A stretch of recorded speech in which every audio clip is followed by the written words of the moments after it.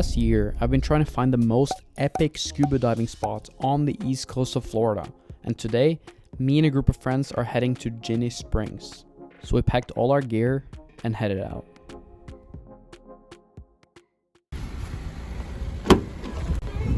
What's up?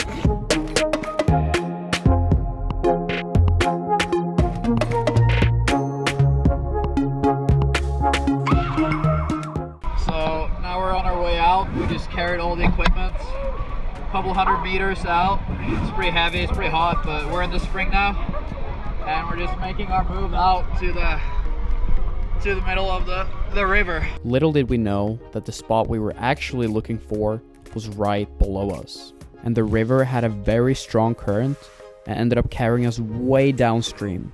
I went down to see if there were anything to see in the river, but the sight was basically 0 feet and all you could see was the sun that was bright red. It was actually pretty cool though.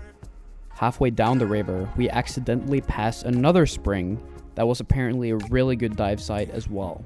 We ended up getting out of the river and we were about half a mile from where we started. We didn't have any way of contacting our friends with the car and we ended up just walking for a bit, but then some really kind strangers gave us a ride back to the place we originally came from.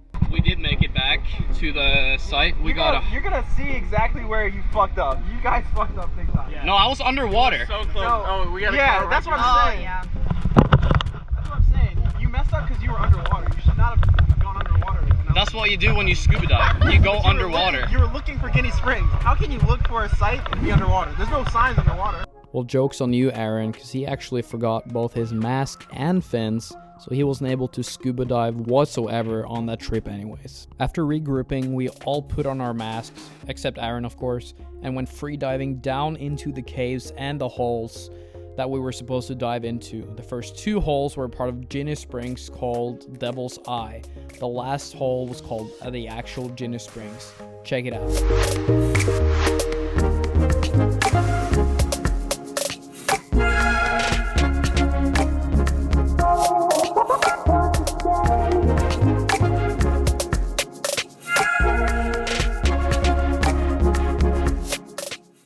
After a not so successful dive trip, me and Aaron were determined to find another good location. So the next day we restacked supplies and headed down to a beach in the Gulf where there apparently was a hidden reef called the Spanish Rocks. It required us to swim a couple 100 meters out from the shore, but we were up for the challenge.